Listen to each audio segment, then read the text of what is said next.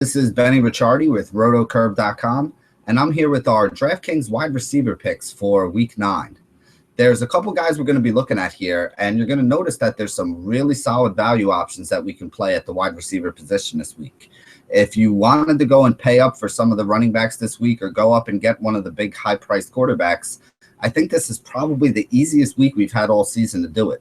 There's some really solid options at really cheap prices that you can throw into your roster this week, and we're going to mention a few of them here. So let me call up the slideshow, and we can get right into it. These are the 5 guys who I'm really looking at this week. We got Antonio Brown at 8,100. Alshon Jeffery still too cheap at 6,700. Eric Decker at 5,300, who could be seeing a bigger role at a low price. Malcolm Floyd at 3,900. And Stevie Johnson at 3,200. I don't think there's anybody that was happier to see Big Ben return last week than Antonio Brown was. After having some subpar weeks with backup quarterbacks, he saw 11 targets again last week and wound up catching a touchdown pass. The matchup this week against Oakland is decent. It's not the greatest, but it's also not the worst. With no more Le'Veon Bell there, we should see Antonio Brown get a few more of those short passes. They use those short passes kind of like a long handoff for the running game. So I think that's a great spot to think that Antonio Brown should have some upside. He should see a ton of targets again with no Le'Veon Bell in this situation. And he probably will see a few more red zone looks as well without Bell in there to, clean up a lot of the messes.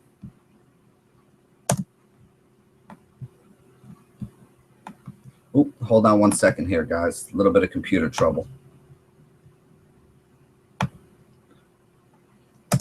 Okay, Alshon Jeffery has been great since his return. He's had double-digit targets in both of the games that he's played in so far and come down with 18 catches since returning 2 games ago, which has translated into 263 receiving yards. He scored a touchdown in each of those 2 games, and his team is an underdog on the road this week, so they should be throwing late. He, too, is without his running back as Forte got banged up and should be out for a couple weeks. That means that we should see more red zone targets and just more regular targets overall for Alshon Jeffery. At 6,700, he's one of the top 5 to 10 wide receivers in the league and is priced just a little bit below the rest of those guys. So in this situation, I definitely think Alshon is somebody who you can roll out there again, and I'm expecting another big performance out of him this week. Eric Decker is the next guy I want to talk about. Brandon Marshall is very likely out with a toe injury. He may be in after all from the news that is starting to come down, but right now I'm filming this video on Thursday morning, and as of now, it seems like Marshall might miss this game, or at the very best, he might be limited. Eric Decker's averaging 5 catches and 65 yards per game to go along with the healthy 8 targets when he's playing with Brandon Marshall. If Marshall's out, you can definitely expect that target number to rise, as well as probably his catch and yardage averages. He does have a TD in 5 of his first 6 games, so this guy is finding the end zone pretty often. He's still too cheap this week, especially if he's going to be a number 1 wide receiver. If he's the number 1 wide receiver, you're seeing Marshall get double-digit targets almost every week, coming down with 7 to 8 catches, 100 yards, and he pretty much has a touchdown a week too. If Marshall's going to be out and it's just going to be Decker who's seeing more of that volume, I expect him to have a really big game at a really square price for only 5,300. I also think he's going to go pretty low owned because that's the exact same price as Stefon Diggs, who people are basically just throwing in their roster and not even thinking about it. I wanted to use Diggs in this section too, but after seeing that his knee was banged up and he sat out practice on Wednesday, he does have a tough matchup against the St. Louis Rams as well. I kind of decided to do better of it, but if things do get better for Diggs before the end of the week, he could be a nice salary saving option as well.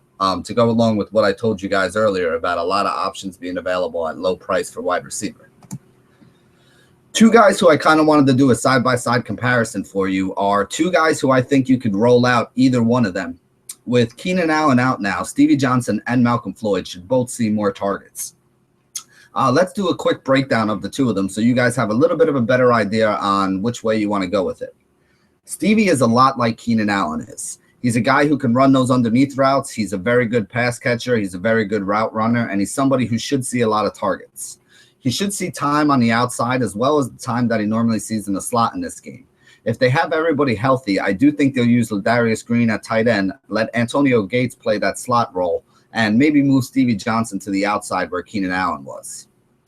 He should see a bunch of targets this game, and he's already seen some red zone looks so far this year. The thing that I really love about Stevie is at a price of only $3,200, he basically has to get you 5 or 6 catches for 50 or 60 yards. With no Keenan Allen, you got double-digit targets that are opening up and going to be distributed around to guys like Johnson and Floyd, maybe a Woodhead, a Gates, a Green, an Inman, whoever happens to be in the game at this time. The price on all these San Diego guys is cheap, and honestly, I still expect Phillip Rivers to throw the ball 40 to 45 times like he has been in recent games. So I think somebody's going to have to catch him, and these are the guys that are most likely to do so. Malcolm Floyd is more of the deep threat, maybe more of a GPP kind of play in this situation. He has 90 yards receiving in 2 of his last 3 games, and he's going to be seeing even more snaps now with Keenan Allen out.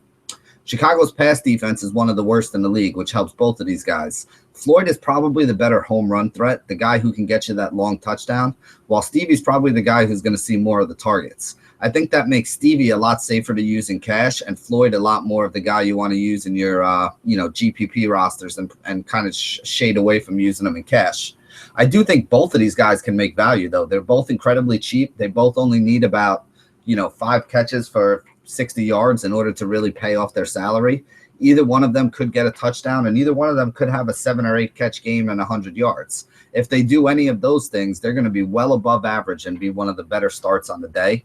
The only problem I have, like I said here, is do you use one? Do you use them both? And if you do decide that you're only going to use one of them, which one of them do you use? Floyd's the guy that had the touchdowns last week. Johnson's the guy that had the touchdowns earlier in the season.